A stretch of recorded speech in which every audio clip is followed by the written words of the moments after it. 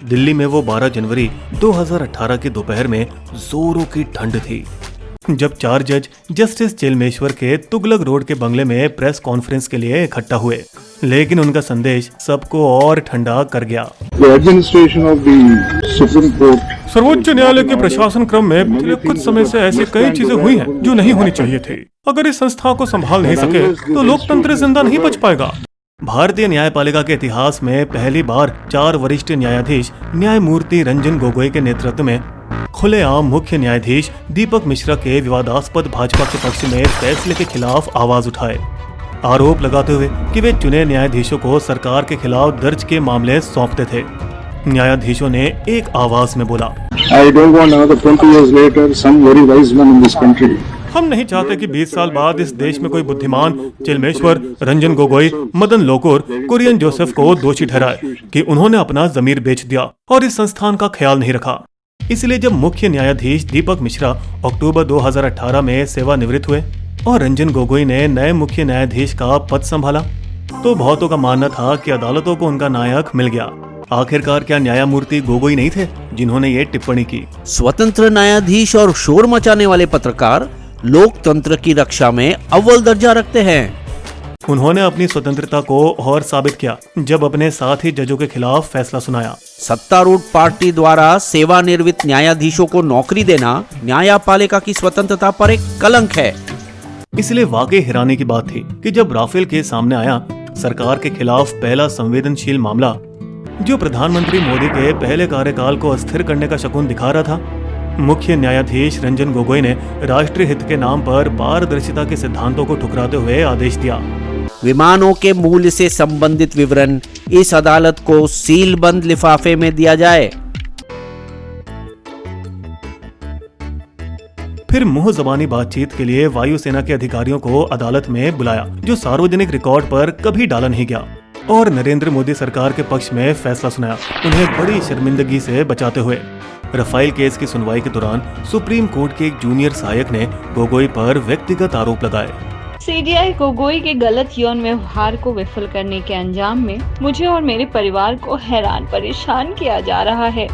आम आदमी पर तो पुलिस तुरंत एफआईआर दर्ज करके उसे गिरफ्तार कर देती, जैसा किया गया था भारत के तेज गेंदबाज मोहम्मद शमी के साथ, बिना आरोप साबित होने के पहले। लेकिन मुख्य न्यायाधीशों से ऊंचा तो कोई है नहीं, और गोगोई ने इल्जाम को इनकार करने के बाद 3 सदस्यीय समिति का चयन खुद किया, खुद पर लगे आरोपों की जांच करने के लिए।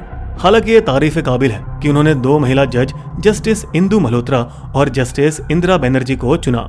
शिकायतकर्ता ने कमेटी के सामने पेश होने से इनकार कर दिया, ये दावा करते हुए कि उन्हें निष्पक्ष सुनवाई नहीं मिलेगी। इस सुनहरे मौके को ठुकराने से कई लोगों को लगा कि आरोप बने बनाए थे।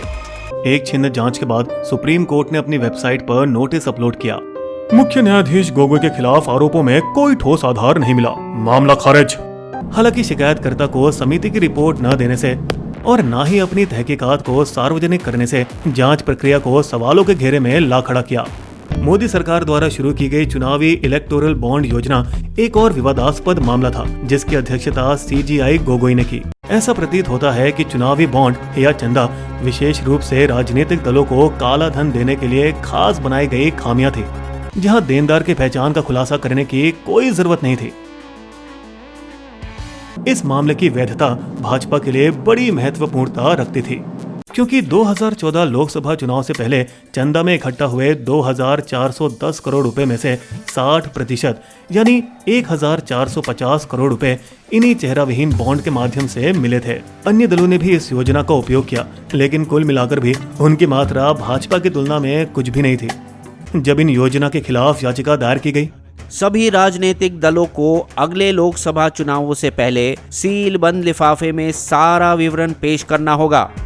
आदेश के शब्द से अगर अनुमान लगाया जाए, इरादा ऐसा लगता था कि सुनवाई अगले चुनावों से पहले की जाएगी, लेकिन मामले को पीछे रखा गया और उनके कार्यकाल में सुनवाई हुई ही नहीं। शायद उन्हें लगा होगा कि यह मामला जैसे गौ रक्षक का मुसलमान को पीटना या फिर जम्मू कश्मीर में धारा 370 को निलंबित करना इतनी महत्वपूर्ण बात नहीं थी कि व्यस्त अदालत उसे नजदीक की तारीख दे। दोनों में उन्होंने वही शब्द कहे, मामले में तत्काल सुनवाई की कोई जरूरत नहीं। इसके अलावा मुख्य न्यायाधीश गोगोई के कार्यकाल में सीलबंद लिफाफा इंसाफ की कसौटी बन गया। नागरिकों का राष्ट्रीय रजिस्टर एनआरसी केस में भी निर्णय को प्रभावित किया एक सील बंद लिफाफा। सीबीआई प्रमुख आलोक वर्मा का मोदी सरकार के खिलाफ मामले में भी केंद्रीय सतर्कता आयुक्त को अपनी रिपोर्ट अदालत में देने को कहा गया। सील बंद लिफाफे में आम चुनाव से ठीक पहले प्रधानमंत्री मोदी की बायोपिक पर सुनवाई के दौरान सर्वोच्च न्यायालय ने चुनाव आयोग से फिल्म देखने को कहा, जिसने अपनी रिपोर्ट अदालत में पेश की एक सील बंद लिफाफे में न्यायालय को अपने निर्णयों के लिए तर्क देना होगा, जिस आधार पर फैसला किया गया हो। अगर वो सबूत छिपाया जाए तो फिर इंसाफ कहाँ? पद छोड़ने से पहले उन्होंने अपने आखिरी निर्णय में एक 500 साल पुराने विवाद को सुलझाया, राम जन्मभूमि को हिंदुओं को वापस सौंपकर, जिससे भाजपा के चुनाव घोषणा पत्र का सबसे बड़ा वायदा पूरा हुआ। फिर भी कई लोग हैरान हुए कि उनकी सेवानिवृत्ति होने के केवल 4 महीनों में ही उन्हें भारत के राष्ट्रपति रामनाथ कोविंद द्वारा राज्यसभा में नामित किया गया।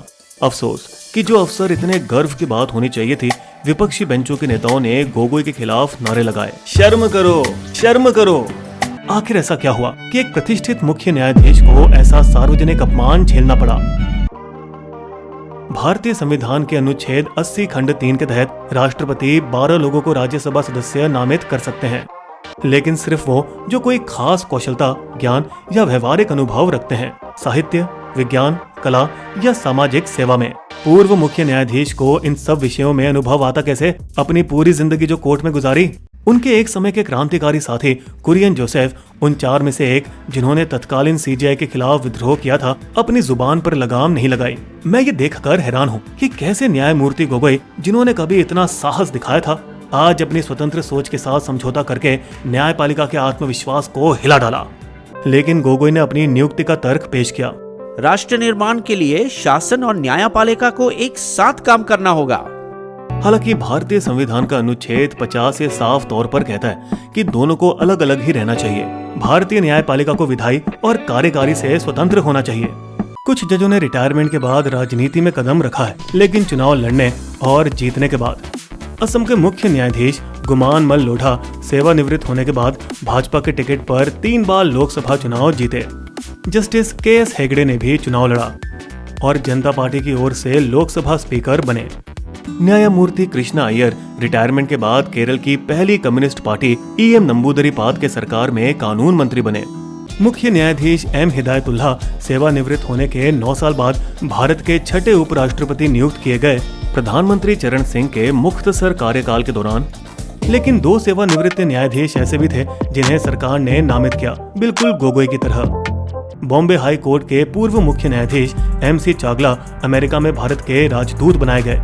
यद्यपि उन्हें अपने लाभार्थी इंदिरा गांधी के आपातकाल 1975 से 77 के खिलाफ खड़े होने की हिम्मत की, जब कुछ ही अन्य न्यायाधीशों ने ऐसा साहस दिखाया। रंगनाथ मिश्रा भारत के पूर्व मुख्य न्यायाधीश और हाल ही में सेवानिवृत्त दीपक मिश्रा के चाचा, जिन्होंने दिल्ली में 1984 में हुए सिखों के खिलाफ भयंकर दंगों के मामले में अध्यक्षता की।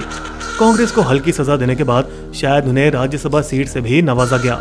बहारुल इस्लाम 1960 के दशक में कांग्रेस की ओर से राज्यसभा सदस्य में नियुक्त थे, जिन्हें 1972 में गुवाहाटी उच्च न्यायालय का मुख्य न्यायाधीश बनाया गया।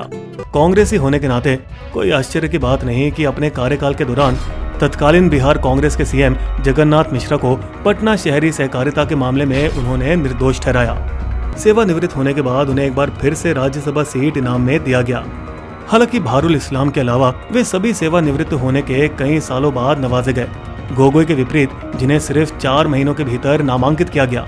हाल के उदाहरणों में भारत के 40वें मुख्य न्यायाधीश जस्टिस P सदाशिवम को 2014 के आम चुनावों के बाद मोदी सरकार द्वारा केरल का राज्यपाल नामित किया। विडंबना से वो स्वर्गीय भाजपा नेता अरुण जेटली थे, जिन्होंने इस बात पर ध्यान आकर्षित किया कि कैसे सेवानिवृत्ति होने के पहले के निर्णय सेवानिवृत्ति के बाद की नौकरियों से प्रभावित होते हैं। 2 तरह के न्यायाधीश होते हैं, एक जो कानून जानते हैं और दूसरा जो कानून मंत्री को जानता है। सेवानिवृत्ति के बाद लगभग 70% न्यायाधीश किसी न किसी सरकारी पद को स्वीकार करते हैं या ऐसे आयोग में नियुक्त किए जाते हैं जो कई साल तक चले हैं और अक्सर काफी लाभदायक भी होते हैं। स्वतंत्रता और उच्चतर भारतीय न्यायपालिका की जवाबदेही के लेखक अर्घ्य सेन गुप्ता लिखते हैं, सुप्रीम कोर्ट के 50 में से 37 जज जो 2002 और 2012 के बीच रिटायर हुए, उन्होंने सरकार से रिटायरमेंट के बाद नौकरी ली। आश्चर्य की बात यह है कि जिस शख्स के खिलाफ 4 न्यायिकों ने शुरू में विद्रोह किया था, दीपक मिश्रा, उन्होंने सरकारी पद लिया ही नहीं, बल्कि वे विभिन्न निजी क्षेत्र कंपनियों के बोर्ड पर बैठते हैं।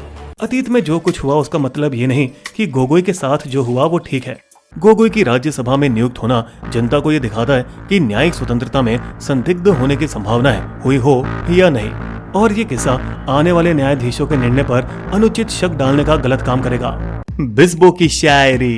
रंजन गोगोई का आया राज्यसभा में नाम, उनके कर्मों का मिला लगता है इनाम। न्यायपालिका का खंबा रहे सदा मजबूत, न्याय के बनकर रहें सभी सच्चे दूत। क्यों ये हो पता नहीं, बिस्बो पूछे बात, क्यों सत्ता के हाथ से न्याय खा रहा मार।